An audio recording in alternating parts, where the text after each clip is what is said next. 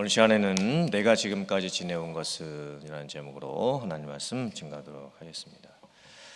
지금 금요일을 통해서 민수기 강해 설교를 하고 있습니다. 오늘 민수기 33장 전체 내용을 보면 하나님의 백성들이 이집트를 떠나서 가나안 땅에 들어가게 갈 때까지 40년 동안 머물렀던 그 장소 42개의 지명 이름이 나옵니다. 어디에 도착해서 진을 쳤고, 그리고 떠났다가 또 어디에 도착해서 진을 쳤고, 또 떠났다가 어디에 도착해서 진을 쳤다라는 여정이 아주 자세하게 기록이 되어 있습니다. 총 42개의 지명이 언급되어서 나옵니다. 앞에는 화면 한번 봐주시겠습니까? 하나님의 백성들이 광야 생활 40년을 했던 지도의 여정입니다. 이 지도에는 42개 지명이 다 나오지는 않습니다. 그 중에서 중요한 지명만 선택을 해가지고 기록을 해놨습니다. 하나님의 백성들이 이집트 라암셋을 떠나게 되지요. 그리고 출발을 해서 시내산까지 오는데 약 2개월이 걸립니다. 이게 광야생활 40년의 첫 단계입니다. 이집트 떠나서 시내산까지 오는데 몇 개월이요? 2개월밖에 안 걸렸습니다. 짧게 걸렸지요. 그리고 시내산에서 약 몇 년을 머물게 되냐면 1년을 머물게 됩니다. 이게 광야의 여정 두 번째입니다. 그리고 시내산을 출발을 해가지고 가데스 바네아까지 가는 여정이 약 10개월 정도 되고, 그리고 가데스 바네아에 도착을 해가지고 가나안 땅을 정탐꾼을 보내서 정탐을 하게 되지요. 이게 광야생활 40년의 세 번째 단계입니다. 시내산 출발해서 가데스 바네아에 도착하고 가나안 땅 정탐을 하고, 그런데 가나안 땅 정탐 사건에 대한 하나님의 징계 때문에 하나님의 백성들이 광야생활 40년을 이제 하게 되지요. 이집트에서부터 2개월, 1년 머물고 그 다음에 10개월이니까 여기서부터 여기까지가 이미 몇 년 했습니까? 2년을 했지요. 그러므로 이제 여기서 가데스 바네아에서부터 여기를 이제 뱅뱅뱅뱅뱅뱅 돌면서 38년을 이제 광야 생활을 하게 되는 거예요. 그리고 38년이 지난 다음에 다시 가데스 바네아에 도착을 하게 됩니다. 여기까지가 이제 광야 생활 40년의 네 번째 이제 단계죠. 38년 동안 광야 생활 방황하는 겁니다. 그 다음에 이제 마지막 다섯 번째는 가데스 바네아 출발해서 이제 에돔 거쳐서 다시 밑으로 내려갔다가 그다음에 여기 모압 지방 통과해서 이쪽에 있었던 땅을 정복을 하고, 그리고 이제 요단강 동편 땅을 다 차지하고 이제 서쪽으로 요단강을 건너가고, 이제 여호수아 시대가 시작이 되면서 요단강 서편 지역에 있는 하나님의 땅 가나안 땅을 이제 정복하는 사건이 이제 나오게 되는 겁니다. 어떻게 보면 하나님의 백성들은 광야 생활 40년을 했는데 저희들은 딱 5분 만에 끝냈습니다. 광야 생활 40년을 생각해 보면요, 상당히 간단합니다. 복잡하지도 않습니다. 정말 제가 지금 보여드렸던 것처럼 너무나 간단하게 광야 생활 40년을 표현을 할 수가 있습니다. 자, 광야 생활 40년의 그 과거 여정을 되새겨 보면요, 몇 가지 중요한 관점이 하나가 있습니다. 첫 번째는 하나님의 백성들이 그 처음 2개월 동안 하나님께서 베풀어 주셨던 은혜와 기적을 다 잊어버렸다는 겁니다. 사실 이집트를 떠나가지고 시내산에 도착하게 될 때까지 그 2개월 동안 정말 여러 가지 일들이 일어났습니다. 그리고 기적 같은 일들이 그 2개월 안에 다 집중되어 있습니다. 먼저 이집트를 떠날 때 하나님께서 바로 왕에게 10가지 재앙을 내리시게 되지요. 그 10가지 재앙 자체부터 하나님의 놀라운 기적의 시작이었습니다. 그리고 홍해를 건넙니다. 홍해 사건은 제가 더 자세하게 말씀드리지 않아도 될 만큼 엄청난 사건이었습니다. 기적 같은 일을 경험을 이미 했죠. 그리고 마라에 이릅니다. 네, 마라의 물이 써서 못 먹습니다. 그때 하나님의 백성들이 이제 불평을 하기 시작을 하죠. 이제 여기서부터 이제 불평이 시작되는 거예요. 이집트 떠난 지 뭐 한 달도 되지 않았을 때부터 하나님의 백성들이 이제 불평을 하게 됩니다. 그때 하나님께서 그 쓴물을 고쳐서 단물로 바꿔주시고 이제 먹게 해주시죠. 그때 하나님의 백성들이 놀라운 신앙의 고백을 하게 됩니다. 여호와 라파, 이 뜻이 뭘까요? 하나님은 치료하시는 분이시다. 치료의 하나님이라는 고백을 하게 됩니다. 그리고 떠나서 이제 엘림에 도착합니다. 엘림은 오아시스 지역이었습니다. 거기서 잘 쉬죠. 그리고 엘림을 떠나자마자 또 하나님의 백성들이 불평을 합니다. 먹을 음식이 없다. 고기를 먹고 싶다. 그때 하나님께서 만나를 내려주시고 또 메추기를 보내주셔서 먹을 것을 공급해 주시고 또 고기도 먹여주시게 되지요. 매일같이 만나가 내려서 그 만나를 거두어서 먹게 되었다는 것은요, 정말 놀라운 기적입니다. 그리고 하늘을 날아가는 철새떼를 하나님께서 그 방향을 바꾸셔가지고 땅에 떨어뜨리시고는 그 땅에 허리만큼 그 메추라기들이 쌓이고, 그리고 한 사람이 막 낙타 한 10마리쯤 실을 수 있는 양을 다 걷고 그만큼 고기를 많이 먹을 수 있었던 것도 기적 같은 일이었습니다. 그리고 르비딤에 도착을 하지요. 그 하나님의 백성들이 또 불평을 합니다. 물이 없다. 마실 물을 달라. 그때 하나님께서 모세에게 명령하셔서 반석을 지팡이로 치라고 말씀을 하시고, 그랬더니 반석에서부터 물이 나옵니다. 또 기적같이 물을 먹게 되지요. 근데 그때 이제 하나님께서 하나님의 백성들에게 말씀을 하십니다. 그 르비딤이라고 하는 장소를 하나님께서 무리바라고 바꾸라고 하십니다. 무리바라고 하는 그 뜻이 무엇이냐면 하나님과 다투다, 하나님을 시험하다라는 그런 뜻입니다. 이제 지금도 계속 하나님의 백성들이 불평하고 원망을 하게 되니까 드디어 하나님께서도 이제 노하시는 거예요. 그리고 징계를 하시는 겁니다. 그리고 나서 르비딤에서 하나의 사건이 이제 더 일어나게 됩니다. 아말렉 족속과 이제 전쟁을 하게 되지요. 그때 전쟁에서 어떻게 이기게 될까요? 모세가 산 꼭대기에 올라가서 두 손을 들고 기도하면 하나님의 백성들이 이기게 되지요. 그때 또 놀라운 신앙의 고백을 합니다. 여호와 니시, 하나님은 우리의 깃발이시다. 그리고 시내산까지 오게 되는 거예요. 이 이집트 출발해서 시내산에 오기까지의 2개월의 여정은요, 정말 놀라운 사건의 연속이었습니다. 기적 같은 일들이 거의 매일같이 일어나게 됐던 거예요. 그런데 참 안타깝게도 하나님의 백성들이 그 은혜를 다 잊습니다. 그리고 계속해서 불평과 원망이 일어나게 됐던 거예요. 사실 홍해 사건 하나만 제대로 기억을 했어도, 그 홍해 사건의 기적 같은 은혜를 하나만이라도 제대로 마음속에 간직했어도 사실 그 은혜만으로도 충분했습니다. 그 홍해 갈라져서 그 바다를, 메마른 땅을 밟고 건넜다는 그 기적 하나만으로도 충분했던 거예요. 근데 2개월 동안 하나님께서 엄청난 기적을 많이 보여주셨거든요. 근데 하나님의 백성들이 다 잊고 맙니다. 좀 더운 것 같은데 에어컨을 좀 온도를 좀 낮춰서 좀 켜주시면 감사하겠습니다. 자, 그 다음에 이제 두 번째, 시내산에 머물렀던 그 기간을 살펴보면 여기서 우리가 깨닫게 되는 것은 무엇이냐면, 하나님께서 성막을 세우게 하시고 제사의 중요성을 그렇게 1년 동안 가르쳐 주셨음에도 불구하고 하나님의 백성들이 그 중요성을 잊어버립니다. 하나님께서 시내산에 머무는 동안 성막 건축하게 하시고 또 율법을 받게 되면서 하나님의 영광을 하나님의 백성들에게 나타내 보여주셨습니다.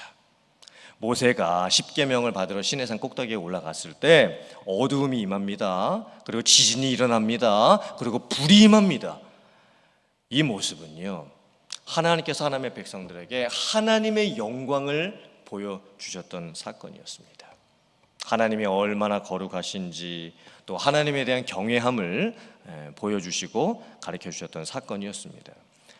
그러면서 앞으로 성막을 중심으로 해서 이 제사를 철저하게 드리며 또 율법을 잘 지키라고 말씀을 하시죠. 그런데 하나님의 백성들이 그렇게 하지를 못합니다. 다 잊어버리고 맙니다. 자, 그리고 이제 시내산에서부터 출발해서 가데스 바네아에 도착을 하고 그다음에 정탐 사건 끝나고 나서 38년 동안 이제 방황하는 사건을 보면 성경에는 광야 생활 38년을 어떻게 자세하게 했는지는 기록이 되어 있지가 않습니다. 뭐 어느 장소에서 무슨 일이 일어났는지는 별로 기록이 되어 있지를 않습니다. 근데 충분히 추측을 해볼 수가 있겠죠. 일단은 먹고 사는 것 자체가 고난이었을 겁니다. 그리고 텐트를 쳤다가 걷고 이동하고 또 텐트를 쳤다가 걷고 이동하고 음식을 38년 동안 먹는데 다른 음식은 먹지 못하고 만나만 먹으면서 38년을 살아야만 했습니다. 이 성경을 읽어보면요, 이 시내산에서부터 가데스 바네아까지 가는 길이 약 10하루 길이었다. 11일이면 갈 수 있는 길이었다라고 표현을 해놨습니다.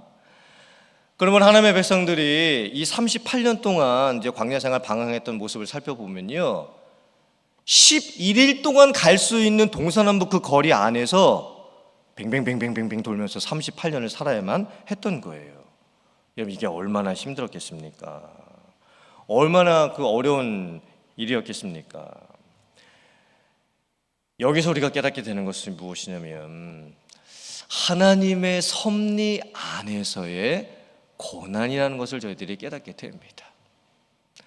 하나님의 백성들 입장에서는 참 힘들고 어려운 삶이었습니다. 그런데 하나님의 관점에서 보았을 때는 그 모든 과정이 하나님의 섭리 안에 있었던 거예요. 그래서 이제 광야 생활 40년 다 지나고 나서 요단강 동편에서 모세가 이제 죽기 전에 이제 이 민수기와 신명기를 쓰면서 민수기 33장에서 지금까지 베풀어 주셨던 하나님의 은혜가 얼마나 놀라웠었는지에 대해서 회고하면서 말씀을 하고 있습니다. 모세가 이 말씀을 적은 이유가 무엇일까요? 민수기 33장에 왜 이집트 출발해가지고 요단강 동편 땅에 올 때까지 40년 동안 그 진을 치고 머물렀던 42개의 지명을 하나하나 다 일일이 언급을 하고 또 그곳에서 무슨 사건이 있었는지를 자세하게 언급을 하고 있는 것일까요? 하나님의 은혜를 잊지 말라는 말씀이지요. 하나님께서 지난날 베풀어 주셨던 은혜를 기억하라는 말씀이지요. 그리고 앞으로 어떻게 살게 될 것인가를 결단하라는 말씀입니다. 사실 오늘 말씀은 우리들에게도 똑같이 적용이 될 수가 있습니다. 우리도 지금 인생의 광야길을 걸어가고 있죠. 그런데 지금까지 걸어왔던 우리의 인생길을 되새겨보면 참 우리도 하나님의 은혜가 아니었으면 정말 여기까지 올 수 없었다는 것을 깨닫게 됩니다. 내가 지금까지 지내온 모든 것은 하나님의 은혜였습니다 라는 고백을 할 수밖에 없는 거예요. 앞에는 화면 보시고 신명기 8장 2절 이하의 말씀 같이 읽어보겠습니다. 시작. 내 하나님 여호와께서 이 40년 동안에 네게 광야길을 걷게 하신 것을 기억하라. 이는 너를 낮추시며 너를 시험하사 네 마음이 어떠한지 그 명령을 지키는지 지키지 않는지 알려 하심이라. 너는 사람이 그 아들 징계함 같이 내 하나님 여호와께서 너를 징계하시는 줄 마음에 생각하고 내 하나님 여호와의 명령을 지켜 그의 길을 따라가며 그를 경외할지니라. 아멘. 광야 생활 40년은 하나님의 관점에서 봤을 때 하나님의 테스트였습니다. 하나님의 백성들을 시험하셨던 거죠. 하나님의 백성들이 광야 생활 40년 하면서 그토록 고난 당하고 또 어려움을 겪고 또 문제들을 만날 때 그런 상황 속에서도 정말 하나님을 믿는지 안 믿는지 하나님께서 테스트를 하셨던 거예요. 우리들이 자녀를 낳아서 기르다 보면 부모님들도 자녀들을 징계할 때가 있지요. 여기서 말하는 징계는 퍼니시먼트가 아닙니다. 벌 주다라고 하는 그런 징계의 의미가 아닙니다. 여기서 말하는 징계는 디스플린, 훈육이라는 뜻입니다. 부모님이 자녀들을 기르면서 자녀가 잘 되기를 위해서 또한 자녀가 잘못했을 때 훈육을 하게 되지요. 광야 생활 40년은 하나님께서 하나님의 백성들을 훈육하셨던 기간이었습니다. 하나님께서 하나님의 백성들을 많이 낮추셨죠. 고난을 겪게 하시고 또 많은 문제들을 당하게 하십니다. 그때 하나님께서 하나님의 백성들의 마음을 보시는 거예요. 정말 그렇게 먹고 살기조차도 힘든 상황 속에서 하나님의 말씀대로 살려고 하는지 안 하는지, 또 하나님의 말씀을 지키려고 애쓰는지 아닌지 하나님께서 그 마음을 보셨던 겁니다.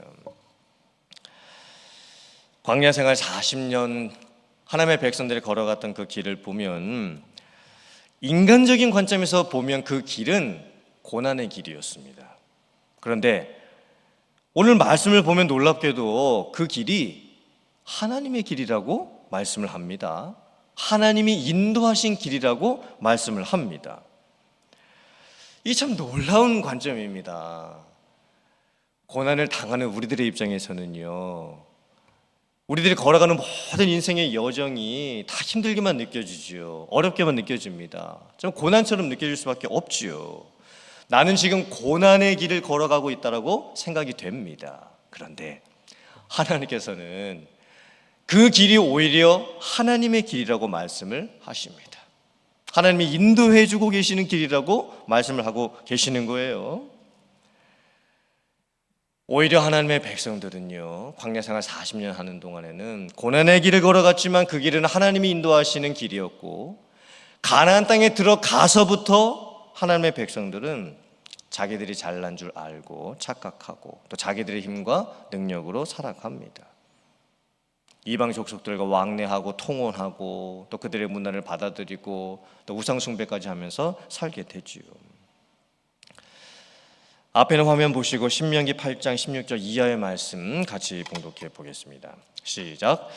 네 조상들도 알지 못하던 만나를 광야에서 네게 먹이셨나니 이는 다 너를 낮추시며 너를 시험하사 마침내 네게 복을 주려 하심이었느니라. 그러나 네가 마음에 이르기를 내 능력과 내 손의 힘으로 내가 이 재물을 얻었다 말할 것이라.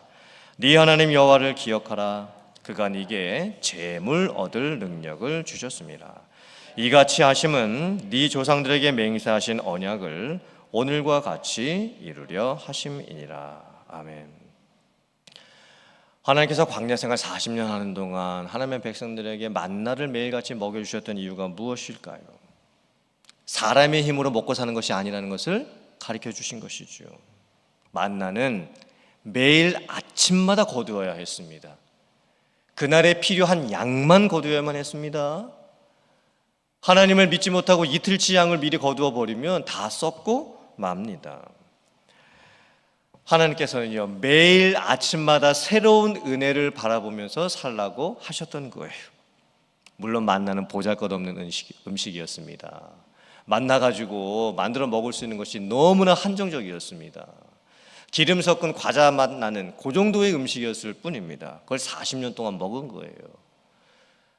하지만 만나에 담겨져 있는 영적인 의미는 너무나 놀라웠습니다. 하나님이 하나님의 백성들을 먹이신다, 입히신다. 그래서 고백하게 되지요. 광야 생활 40년 하는 동안 너희의 의복이 헤어지지 아니하였고 너희들의 발이 부르트지 아니하였느니라. 물론 어려운 삶이었습니다. 40년 만나만 먹어야 됐고 또 무슨 좋은 옷을 입었겠으며 또 얼마나 좋은 것들을 가지면서 살았겠습니까? 그런데 하나님께서 훈련을 시키신 거예요. 인생을 사는 것이 사람의 힘과 능력에 있지 아니하다는 것을 가르쳐 주셨던 겁니다. 그런데 하나님께서 뭘 걱정하셨냐면 가나안 땅에 이미 들어가지도 않았는데 하나님의 백성들이 변해버릴 것을 걱정하셨습니다. 이제는 가나안 땅에 들어가게 되면 자기 땅을 갖게 될 것이고 자기의 집도 짓고 살게 될 것이고 또 이제는 자기들이 씨를 뿌리고 농사를 하면서 또 수확을 거두게 될 것이고 자기들의 힘과 노력으로 많은 것들을 뿌리고 거두면서 살게 될 것을 아셨던 거예요. 그러면서 하나님께서는 하나님의 백성들의 마음이 변할 것을 미리 아시고 염려하셨습니다.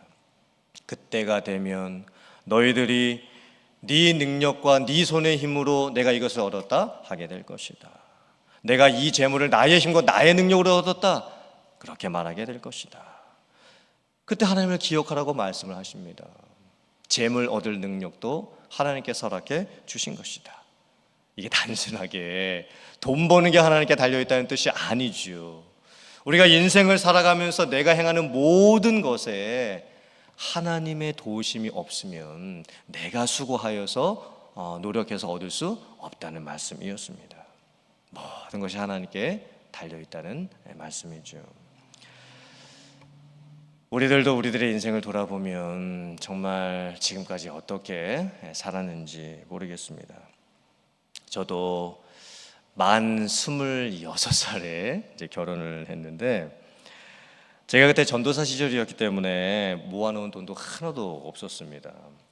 그래서 제가 신혼 살림을 어떻게 시작을 했냐면 부모님과 그리고 제 여동생 또 남동생 이 5식구가 살았던 방 3개짜리 그 아파트에서 저하고 남동생하고 같이 있었던 그 방에서 저하고 저희 아내하고 신혼 살림을 시작하게 됐습니다. 지금 생각해 보면 진짜 아내에게 미안합니다. 지금 저희 아내가 지금 여기 있는데 같이 예배드리고 있지만 정말 미안합니다. 제가 어떻게 신혼살림을 그냥 남동생하고 같이 썼던 그 작은 방에서 시작을 했는지 참. 그리고 제가 이제 결혼하고 이제 사역을 하게 됐죠. 풀타임 사역자가 됐습니다. 그때 제가 한국에서 사역했던 그 교회에 그 룰이 뭐였냐면 풀타임 전임 사역자들은 교회가 가지고 있었던 교회 연립주택이 있었습니다. 거기에 다 모여서 살아야만 됐습니다. 근데 그 연립주택이 얼마나 오래됐냐면요, 옆집에서 전화벨 소리가 울리면 다 들립니다. 옆집에서 전화 통화하는 소리도 방음 장치가 되어 있지 않아 가지고 다 들립니다. 참 그 연립주택에서 거의 6년 넘게 살았습니다. 그리고 미국에 이제 왔죠. 유학을 왔습니다. 참 유학생활을 하는 것도 정말 쉽지 않았습니다. 낮에 공부하고 또 1년 정도는 저녁 시간 한 2시간 정도 학교 청소를 했습니다. 화장실 청소도 하고 베큐밍도 하고. 그때 1시간 일하면 한 5불 얼마 받았던 것 같습니다. 근데 그때 이미 맥도날드 빅맥버거 세트가 한 4불 정도 됐습니다. 이 1시간 일을 했는데 화장실, 토일렛 닦았죠. 그 다음에 복도 베큐밍 다 했죠. 학교 사무실 직원들이 일하는 사무실마다 있는 그 쓰레기통 다 비웠죠. 그렇게 1시간 일해도요, 그게 5불이었어요. 그러니까 너무 돈이 아까워가지고 그 맥도날드 빅맥버거 세트 하나를 사 먹을 수가 없었습니다. 그리고 이제 남가주에 오게 됐죠. 그리고 이제 부교육자 생활하고 이제 우리 교회 와서 또 지금 목회를 하고 있는데 정말 제 인생의 발걸음마다 오직 하나님의 은혜였음을 고백합니다. 한 발자국마다 정말 하나님의 은혜가 없었으면 살 수 없음을 고백합니다. 지금까지 지내온 것 주의 크신 은혜라. 찬송가의 신앙의 고백이지요.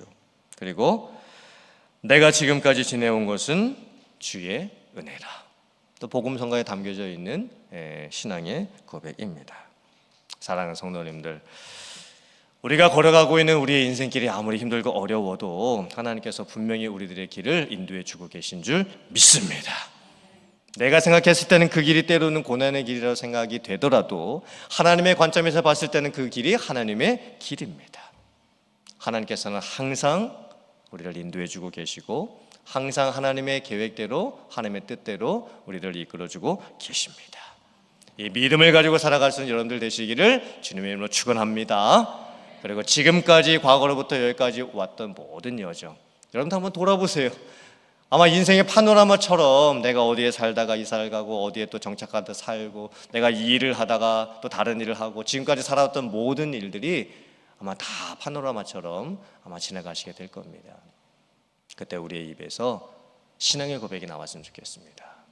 내가 지금까지 지내온 것은 주의 은혜라. 지금까지 지내온 것 오직 주의 크신 은혜라. 이 믿음의 고백이 여러분의 고백이 되실 수 있기를 주님의 이름으로 축원합니다. 아멘.